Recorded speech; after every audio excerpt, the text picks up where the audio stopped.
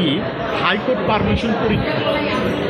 Permission পরীক্ষায় মাত্র 3টা ড্রাফট আপনি বুঝে মুখস্থ করবেন, 100% বুঝে আপনি মুখস্থ করবেন। এখন সেটা হলো মামলা অনুযায়ী 3টা ড্রাফট আপনি 100% বুঝে মুখস্থ করবেন। তারপরে ওইটা বাসায় অনেকবার মডেল টেস্ট দিবেন, যাতে আপনি সময় অনুযায়ী লিখতে পারেন। আপনি মুখস্থ করলেন, বুঝলেন ঠিকই, কিন্তু পরীক্ষার হলে সময় অনুযায়ী লিখে দিয়ে আসতে পারলেন না, তখন তো আপনি পাশ করবেন না। এখন কোন 3টা প্রশ্ন আপনি মুখস্থ করবেন, সেটা হলো আপনি শামীম সর্দারের বইটা আপনি ধরবেন। আমার লেকচার শুনেন, শামীম লেখা লাগবে না।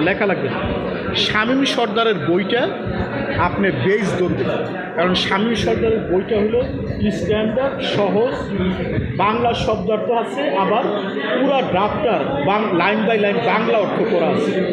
এই জন্য আপনি শামীম সর্দারের বইটা আপনি বেস ধরবেন। এখন এখান থেকে আপনি ধরেন সিভিল আপিল কোন ড্রাফটটা মুখস্থ করবেন, যেটার মধ্যে সিভিল আপিল প্লাস হলো ইস্টে আছে, সিভিল আপিল প্লাস ইস্টে আছে, ওই ড্রাফটটা মুখস্থ করবেন। কেন? কারণ কোনো বছর সিভিল আপিলের সাথে ইস্টে দেয়, যদি দেয় আপনি ইস্টে দিলেন, আর কোনো বছর ইস্টে দেয় না, সেক্ষেত্রে আপনি ইস্টে দিবেন না। এখন পড়া থাকলে সে আপনি দিতে পারবেন, গেল এটা সিভিল গেল। এখন ক্রিমিনালের কোন ড্রাফটটা করবেন, যেটা হলো যে প্রশ্নটার মধ্যে যে ড্রাফটার মধ্যে ক্রিমিনাল আপিল প্লাস বেইল আছে, ওই ড্রাফটটা মামলা অনুযায়ী 100% বুঝা করবেন আগে, উইথ বেল। এখন কেন এটা বললাম, যে বছর বেল দিতে বলে বেল দিবেন, আর যে বছর বেল দিতে বলে বেল দিবেন না। এখন আপনার পড়া থাকলে সে না আপনি বেল পিটিশনটা দিতে পারেন। ক্লিয়ার হলো কথাটা? আর রিট কোনটা হলো, রিট হলো রিট প্লাস ইনজাংশন পিটিশন, যে ড্রাফটার মধ্যে আছে, রিট প্লাস ইনজাংশন পিটিশন যে ড্রাফটের মধ্যে আছে, ওই ড্রাফটটা আপনি মুখস্থ করছেন।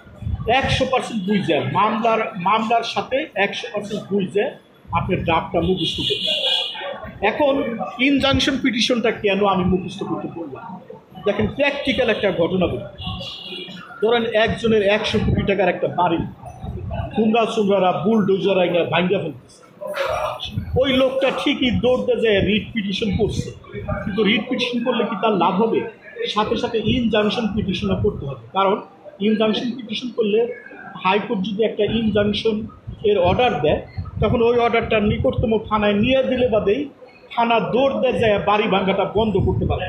আর হাইকোর্টের ইনজাংশন অর্ডার যদি না থাকে, তাহলে কি ওই যে বাড়ি ভাঙ্গা লোকাল থানা পুলিশ স্টেশন এটা কি থামাইতে পারবেন?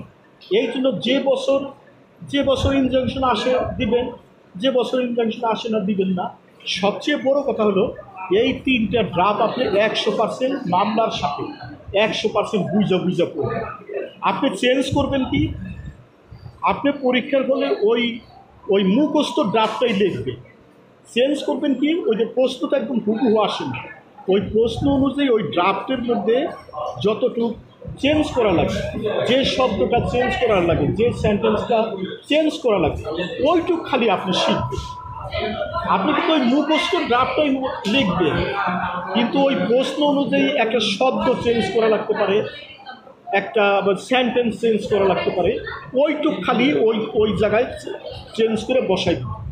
সবটা তো চেঞ্জ করার দরকার না। আপনার বাড়ির ছাদের এই জায়গা ফাটা, তাহলে এই জায়গায় সেনা সিমেন্ট লাগার লাগবে, পুরা ছাদে তো সিমেন্ট লাগানোর দরকার নাই।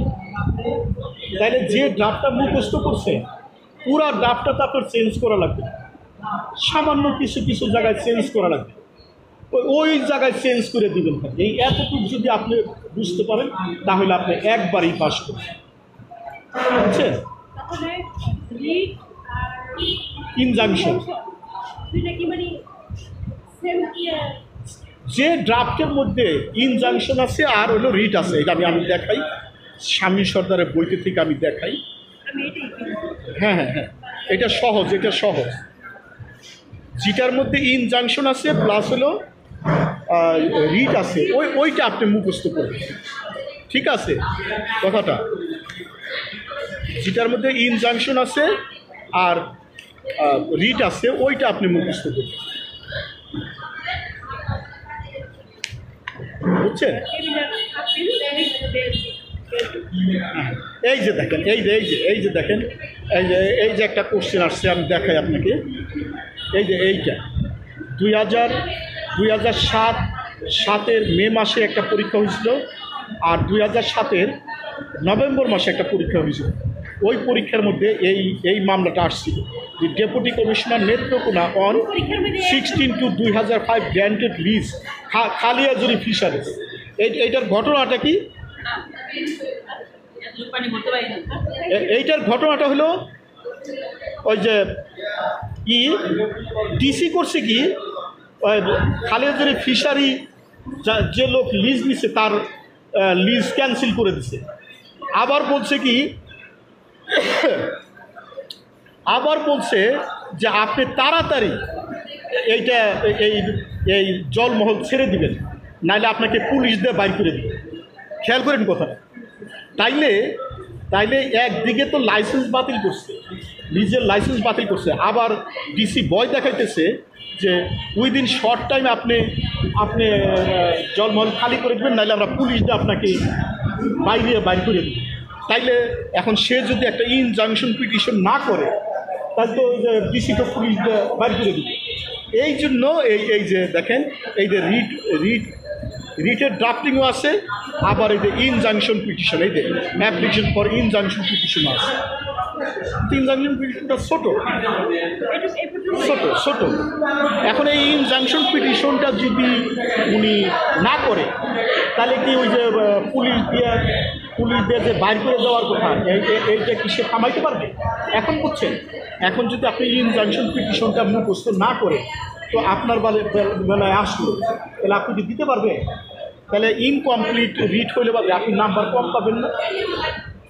যা লিখবেন কমপ্লিট লিখবেন, তাইলেই আপনি নাম্বার পাবেন। যা লিখবেন কমপ্লিট লিখবেন। আর একটা বিষয় বলি আপনাকে, 45 মিনিটের মধ্যে ওই ড্রাফটটা বাসায় অনেকবার লিখবেন, 45 মিনিটের মধ্যে। 3 ঘন্টা, কিন্তু আপনি 1 ঘন্টার সময় পাবেন না। একটা ড্রাফট লেখার জন্য 1 ঘন্টার সময় পাবেন না, আপনি 45 মিনিট টাইম পাবেন। ওই 45 মিনিটের মধ্যেই আপনার সব লেখা শেষ করতে হবে। ইনকমপ্লিট রাখা পারবেন, কমপ্লিট লিখবেন। আমি হ্যাঁ, তাও হবে, কিন্তু ইনকমপ্লিট রাখা পারবেন। আপনি গ্রাউন্ডস 10টার জায়গায় 5টা দিলেন, হ্যাঁ, উইথ মামলার ধারাবাহিক বর্ণনা একটু শর্ট করে দিলেন আপনার সময় অনুযায়ী, কিন্তু ইনকমপ্লিট রাখা পারবেন না, কমপ্লিট। তাইলে আপনি পাস করবেন। আর বাসায় কিন্তু প্রচুর মডেল তৈরি করতে হবে। মুখস্থ করার পর 45 মিনিটে লিখতে পারেন কিনা, দড়ি দইরা আপনি বাসায় মডেল তৈরি করবেন, নাহলে কিন্তু পারবেন না। হ্যাঁ, বেশিরভাগই যে সমস্ত লয়াররা ফেল করে হাইকোর্ট কমিশন, এরা সবাই বলে যে আমরা কমন করছে, কিন্তু আমরা কমপ্লিট অ্যান্সার দিয়ে আসতে পারি। কিন্তু আমি পুরোটা প্রশ্নই একেবারে ভালো করে লিখে দিয়ে আসছি। আমি সিভিল আপিলে কয়টা গ্রাউন্ড বুঝতাম তা জানি? 37টা গ্রাউন্ড বুঝতাম সিভিল আপিল, বুঝছেন? আমার সময় ছিল, এই জন্য আমি দিছি, বুঝে আমি দিছি, একটু চেঞ্জ করে, হুবহু না, একটু চেঞ্জ করে। রিটের একটা গ্রাউন্ড সামান্য চেঞ্জ করে যে সিভিল আপিলে দেওয়া যায় না, সিভিল ডিভিশনের একটা গ্রাউন্ড সামান্য একটু চেঞ্জ করে সিভিল আপিলের গ্রাউন্ডসে দেওয়া যায় না? হ্যাঁ, রিটের একটা গ্রাউন্ড সামান্য চেঞ্জ করে সিভিল আপিলে দেওয়া যায় না? এইভাবে আমি 37টা গ্রাউন্ড। হাইকোর্ট পারমিশন ভাইবা পরীক্ষায় ভাইবা বোর্ডে চেয়ারম্যান আমাকে বলছিল, আপনি তো রিটেনে অনেক ভালো করছেন। আমাকে তো কিছু ধরে নেই, বলছে আপনি আসেন, আপনি এসে বলে যে আপনি আসেন, আপনি অনেস্টলি প্র্যাকটিস করেন। আমাকে খালি আমার নাম ঠিকানা আর জিজ্ঞেস করছিল আপনি নিয়মিত হাইকোর্টে আসেন কিনা, আর আপনার সিনিয়রের আমাকে কোনো কোশ্চেন জিজ্ঞেস করেন। ওই যে আমার মনে হয় রিটেন অনেক ভালো হয়েছে, অনেক ভালো। আমার মনে হয় আমার দেশে সামান্য কিছু ছেলে লয়ার আমার মতো পড়াশোনা করছে, কিন্তু দেখছি। হ্যাঁ হ্যাঁ হ্যাঁ হ্যাঁ, জি জি জি। আর আমি সবার সৎ পরামর্শ দিতাম, একটা ভালো পরামর্শ আমি এটা দিতাম। তাই ঠিক আছে, আজকের মতো লেকচার সমাপ্ত। এই 3টা প্রশ্ন আপনি বুঝা বুঝা পড়বেন, তাইলে